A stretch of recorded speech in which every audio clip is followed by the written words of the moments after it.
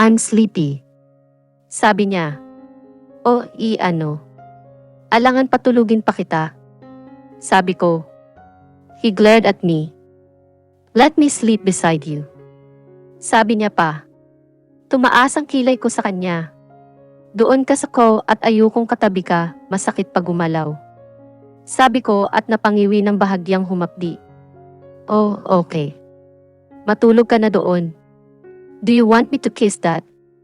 Mabilis akong napabaling sa kanya dahil sa kanyang sinabi. Ano? Takang tanong ko sa kanya. Down there. Sabi niya at ininuso pa talaga. Sira ulo ka ba?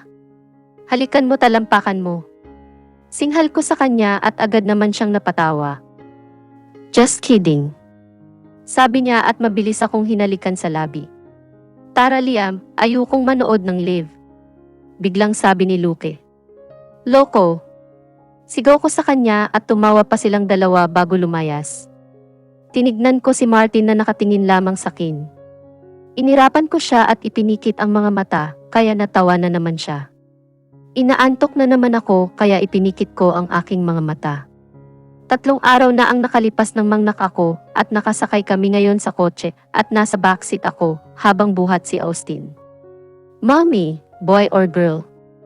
Tanong ni Abby sa akin na katabi ko. Bahagya siyang nakasilip sa mukha ng kapatid niya na mahimbing na natutulog. It's a boy, Abay. Sabi kong nakangiti at agad naman lumiwanag ang mukha niya at pumalakpak. Really, Mommy? Because I asked Leo if pwede ko siyang maging brother but nagalit siya. Yumuko siya at lumungkot ang boses. W8 po naman baby. Tanong ko at umangat naman ang tingin niya sa akin. Kasi Mommy sabi niya, he doesn't want to be our brother because he wants me to be his girl Mommy. Sabi niya at nangunot ang noo ko at mabilis akong napamura ng malakas dahil biglang nagpreno si Martin at buti na lang naka-seatbelt kami ni Abby. Ano ba Martin? Bakit bigla kang nagpreno? Paano kung nasubsob kami ng mga anak mo ho? Sigaw ko sa kanya. Sorry wife, but what the hell did Leo really say that to you Abay? Tanong niya sa anak at inosente naman na tumango si Abby. Umandar na ulit ang kotse at hindi na nagsalita muli si Martin. Habang nagbiyabiyahe na puno ng tawanan at asaran namin ni Abby ang kotse hanggang sa nakarating na kami sa bahay at doon lang kami tumigil. Pinagbuksan kami ni Mang Popoy ng pinto kaya ngumiti ako sa kanya at sumaludo naman siya sa akin kaya natawa ako. Nang makababa ay napatingin ako sa silungan nila.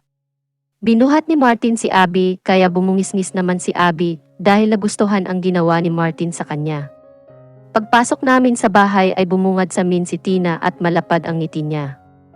Maligayang pagbabalik po ma'am, sir. Sabi niya at ngumiti ako sa kanya at si Martin naman ay tumango lamang. Loko talaga to, hindi marunong bumati.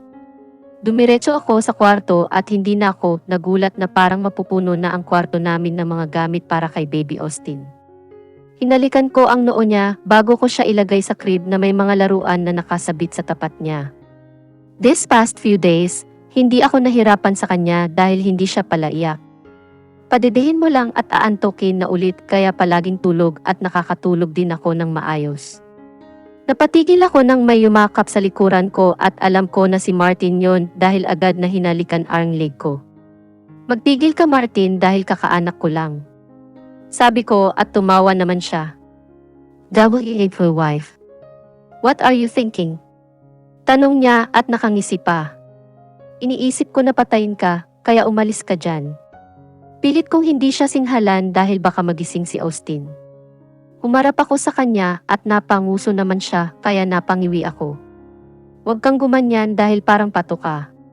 Sabi ko at tinignan niya ako ng masama kaya ako naman ang natawa.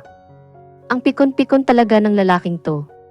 Pupunta dito ang parents ko and your parents Dean and Luke, Liam, your pamangkin Leo and Erika.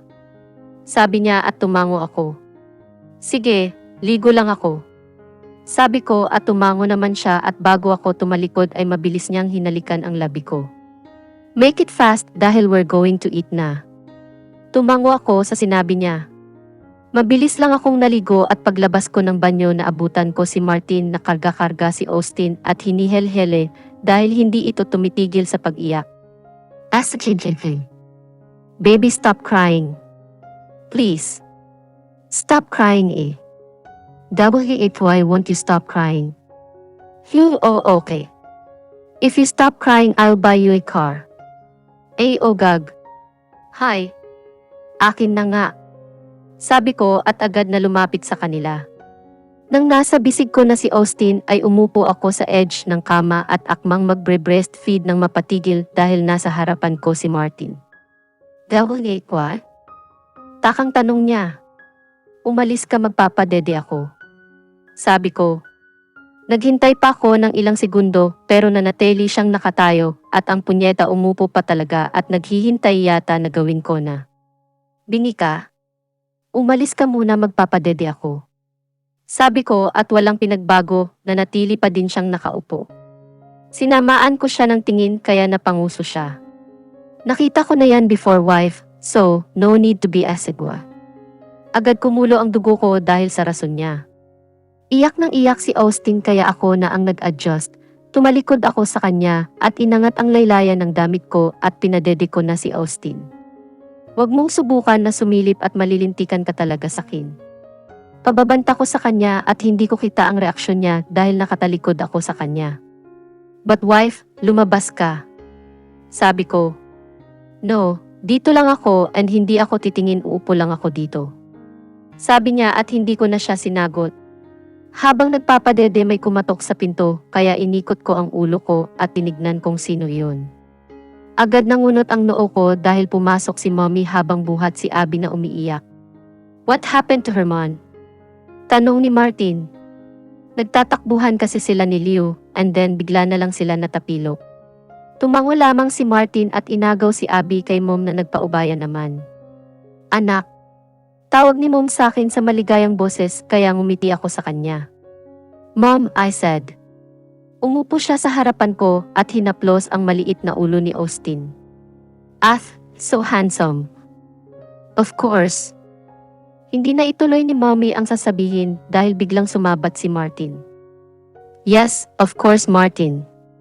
Pagsasabay sa kanya ni mom at bahagya pang natawa at saka inilapit sa akin ang kanyang mukha at bumulong. Your husband is mahangin like your father sometimes. Bulong ni mom at pareho kaming dalawa napigil ang tawa. Habang kumakain ay lahat kami natigilan at nagkatinginan. What's that smell? Sabi ni Leo at tinakpan ang ilong at ganun din ang ginawa ni Abby na nasa tabi niya lang. Langya ka talagang lalaki. Si Erica yon at binatukan si Luke na katabi niya. Ano? Bakit ako naman? Panong hindi? Ulal ka, bigla ka nalang umutot, kitang kumakain tayo. Singhal ni Erica at inambahan pa ng suntok si Luke. Hi. Walang tayo. Sabi naman ni Luke. Wala talaga. At hindi mangyayari yon. Sabi ni Erica sabay irap. Why are you two always fighting like cat and dog? Biglang singit ni mom at tumango naman si Manang Rose at sumubo. Alam niyo, dyan din kami nag-umpisa ni Rico. Sabi ni Manang Rose at kinikilig pa. Mommy, I want this. Abby says, pointing to fried chicken. Kumuha ako ng isa at nilagay sa pinggan niya. Yak! Manang, ang bastos ng lumalabas sa bibig mo. Maarting sabi ni Erica. Oo nga, Manang. Sang-ayon ni Luke at sabay na napatingin sila sa isa't isa at sabay rin nag-iwas ng tingin at umaktong sumusuka. I can't eat well because of your noises, Tito Luke. Walang emosyong sabi ni Leo. Okay, stop na at hayaan ninyo kami na kumain ng matiwasay. I said. Hindi nakapunta ang mom at dad ni Martin dahil may emergency daw at hindi ko alam kung ano iyon. Pagkatapos kumain ay agad na umalis si mom because of their dad's business and I understand that. Wife. I'm going back to work tomorrow. Napamulat ako sa sinabi ni Martin. Magkikita silang dalawa. Ayokong banggitin ang pangalan niya dahil nag-init lang ang ulo ko. Okay, sabi ko at ngumiti. You trust me, right? Martin said and nodded while he's playing emo hair. Ngiti lang ang isinagot niya sa akin. Bigla akong napabangon sa lap ni Martin nang marinig ko ang iyak ni Abby. Bumukas ang pinto at pumasok si Abby na umiiyak at tumakbo sa daddy niyang nakaamba ng yakap. What happened? Tanong ni Martin kay Abby. Al you kissed me again. Napafespam ako dahil sa sinabi ng anak ko. Ano't palagi na lang niyang hinahalikan ng pinsan? At bakit raw? Singit ko sa kanila. Hindi sumagot si Abby dahil sa hagulgol ng iyak at yumakap na lang sa leeg ng ama niya. Iyak lang ng iyak si Abby hanggang sa makatulog siya sa balikat ni Martin at inilapag siya sa kama namin. Why does he always kiss our daughter? Tanong ni Martin habang nakakunot pa ang noo. I don't know. I said and sighed. Nabigla ako nang yakapin ni Martin ang bewang ko patagilid. Ano na naman? Inis kunwaring sabi sa kanya dahil nga marupok ako. Nag-angat siya ng tingin sa akin at pinagtaasan ko naman siya ng kilay. Ano? Tanong ko na parang naghahanap ng away. Tumawa lang siya at hindi na sinagot ang sinabi ko. Sira ulo din ito, Okay lang, mahal ko naman. Natutok ko ang sarili kong bibig at nag-iwas ng tingin dahil sa sinabi ko na dapat ay nasa isip ko lang. What did you say? Who's your love? Dahan-dahan akong napatingin kay Martin at sumalubong sakin ang kilay niya na salubong. Ano? Kunwari kong tanong. May sinasabi kaya? Sabi niya. Meron ba? Bakit hindi ko maalala? Sabi ko at tumingin pa sa itaas na parang inaalala na kung may sinasabi ba talaga ako. Wife. Gulat akong napatingin kay Martin dahil sa pagtaas niya ng boses. Ano? Tanong ko at nagtaas din ng boses. Who is it? Sabi niya at mas mataas na ngayon ang boses akin. Aba, ano bang sinasabi mo dyan? Sabi ko na mas mataas na ngayon ang boses at napangiwi ako nang may kumirot sa gitna ko at sabay rin na umiyak si Austin. Ayan, kasalanan mo yan. Sigaw ko sa kanya at tumayo na para kargahin si Austin. Nagtimpla ka ng gatas. Utos ko kay Martin at ilang segundo lang ay iniabot na niya sa akin at agad ko iyong kinuha. Ipinadede ko iyon kay Austin at agad naman siyang tumahan.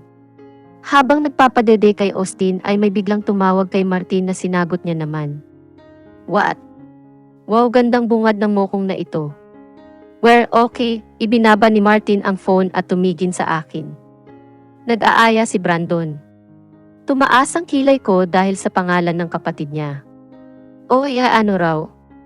Drinking. Simpleng sabi niya at napairap ako. Sa'yo may tiwala ako pero sa kapatid mo wala. Kaya siguraduhin mo lang. Sabi ko at mabilis naman siyang tumango at pumasok sa banyo para maligo. Bumaba ako habang buhat si Austin at pumunta ng living room at umupo sa sofa. Hindi ko mapigilan na hindi ngumiti habang pinagmamasdan ang anak kong nagdede. Parang kailan lang natakot ako na baka mawala sa akin si Abby kapag nagkita na silang dalawa ni Martin at hindi ko naisipan na masusundan si Abby. Dahil wala sa isip ko na magkakaanak pa kami, dahil nasa isip ko lamang ay ayaw kong mawala sa akin si Abby at kasal lang kami sa papel ni Martin. Pero dahil marupok ako kaya ito dumating si Austin. At hindi ko inaakalang mamahalin namin ang isa't isa. Napatingin ako kay Martin na kakababa lamang. Lumapit siya sa akin at hinalikan ng pisngi ko at saka si Austin sa noo. Huwag kang magpapagabi. Sabi ko at tumango naman siya at tumalikod na. Pagkaalis ni Martin ay may bumusina na kotse sa labas at ilang segundo lang ay pumasok si Erica sa bahay. Hey baby. Wala talagang kasing hina itong boses niya. Oh? Sabi ko at yumuko at inayos ang babiro ni Austin. Napatigil siya sa harap ko at inilagay ang kamay sa dibdib at kunwaring nasasaktan. Inismiran ko na lang siya. Umupo siya sa tabi ko dahil siguro na-realize niyang mukha siyang tanga sa ginagawa niya. Ang gwapo talaga, migad. Sabi niya. Mayabang akong ngumiti sa kanya. Siyempre, nagmana sa akin. Tinignan niya ako na nandidiri. Si Martin ka ba? Nawala ang ngiti ko at napairap na lang. Lahat na lang sinasabing nagmana si Austin sa ama niya. Ano ako? Sabay din namin na ginawa si Austin. Nang mapansin na paubos na ang gatas ni Austin ay kinuha ko na iyon dahil nakatulog din na naman siya.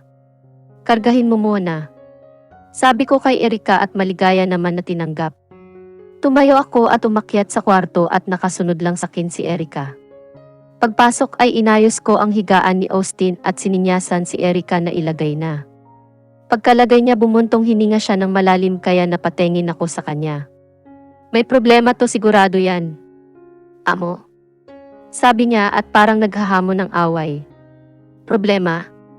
Sabi ko at napanguso naman siya. May problema nga. Ayaw ko kasi sa nararamdaman ko sa kanya. Yun lang ang sabi niya at alam ko na at lalaki iyon. Bakit? Sa tanong kong iyon ay napaiwas siya ng tingin. Basta hindi pwedeng maging kami. Sabi niya at bigla akong nalungkot dahil sa sitwasyon niya. Minsan lang magkagusto si Erika. O ang daming crush ng gaga na yan pero minsan lang magseryoso yan. Napabuntong hininga ako at dinala siya sa kama at umupo kaming dalawa. Tumingin siya sa akin with teary eyes, kinuha ko ang ulo niya at ipinatong ko iyon sa balikat ko. Ilang sandali pa at narinig ko na ang hekbi niya. Kahit gusto kong magtanong kung sino iyong lalaki pero mas pinili kong tumahimik. Gusto kong magsabi mismo siya sa akin na hindi ako nagtatanong. I saw him. Hindi ako nagsalita. With other girl. Sabi niya at patuloy sa pag-iyak. Andito lang ako Erika, always remember that ha. Sabi ko at mabilis naman siyang tumango at niyakap ang biwang ko at nasa dibdib ko na ngayon ang ulo niya. Kung hindi mo na kaya, sabihin mo sa akin at ako na mismo ang haharap. Pagtango lamang ang sagot niya sa akin. Baby. Sagot ko. Pwede makitulog. Natawa ako dahil sa sinabi niya at pabiro na itinulak ko ang ulo niya at bumagsak siya sa kama kaya tinignan niya ako ng masama. Susundutin ko yan. Banta ko at mabilis niya namang tinakpan ng unan ang mukha. Biglang nagring ang cellphone ko kaya kinuha ko iyon sa ibabaw ng drawer. Nalukot ang noo ko ng unknown number kaya kahit nag-aalinlangan ay sinagot ko ito. Hello? Who is this? Sabi ko. He Erin. Mabilis akong napakurap-kurap dahil alam ko kung sino yon, kahit boses niya lang alam ko na. Anong kailangan mo? Diretso kong tanong sa kanya at tumawa naman siya na parang demonyo sa kabilang linya. Your husband. Ulo. Putol ko sa sasabihin niya. Ginagali talaga ako ng babaeng to, bestie. How's baby Austin? Naikuyom ko na ang kamao dahil sa sinabi niya. Bago pa ako sumabog ay pinutol ko na ang linya. Binalingan ko ng tingin si Austin, hindi ako papayag na pati ang mga anak ko ay idamay niya. Magkamatayan man. Ginyal ko ang number ni Dad at sinabing magpadagdag ng guard sa bahay namin at sinabi ko naman ang totoong rason. Ibinaba ko ang cellphone at nagtungo sa bintana na nakabukas at sinirado ko iyon. Pati sliding door inilok ko at hinawi ko ang kortina. Anak ng pating ka Irene. Bakit ang dilim? Reklamo ni Erika na ngayon ay mulat na mulat. Delikado. Bakit anong nangyari? Mabilis niyang tanong. Tumawag sa akin ang impactake at mukhang hindi maganda ang pakay niya kaya naninigurado lang ako. At nagpadagdag din ako ng gwardya kay Dad. Sabi ko, sino ba yang ke? Nakakunot noong tanong niya. Yung muntik nang sumira ng pamilya ko. Sigaw ko dahil naalala ko na naman. Bakit mo ako sinisigawan? Ay lukaret ka. Sinamaan ko siya ng tingin at nanlaki naman ang mga mata niya at tumataas ang kilay. Alam mo, matulog ka na lang dyan. Singhal ko sa kanya at nagmamik face naman siya. Baliw. Bumaba ako at nadatnan ko si Manang Rose na tumatakbo papalapit sa akin. Ihaano't maraming lalaking nakaputi sa labas. Nagpapanik na sabi niya kaya mabilis din akong naglakad palabas. Totoo nga at nasa 20 sila. Naglakad ako patungo sa sinisilongan ni Mang Popoy at Poet. Maam, pilit po sila pumapasok. Sabi ni Mang Poypoy. Sino kayo? Tanong ko sa mga lalaking nakaputi. Kami po ang mga ipinadala ng daddy nyo. Mabilis na sabi ng isa at bahagya pang yumuko kaya napangiwi ako. Kailangan ba talaga yon? Papasukin niyo po sila Mang Popoy. Sabi ko at mabilis naman siyang sumunod. Pagpasok nila at agad silang nagtungo na akala mo'y alam nila ang pasikot-sikot dito sa bahay. Nagkibit balikat na lang ako at hinayaan sila. Pagpasok ko ulit sa loob nadatnan ko si Manang Rose na natataranta. Manang kalma po, mga guard yon na ipinadala ni Dad para magbantay dito. Sabi ko at lumapit siya sa akin na nanlalaki ang mga mata. At bakit raw? Sabi niya. Delikado po kasi Manang at basta po mag-ingat kayo at siguraduhin na sarado lahat ng mga bintana.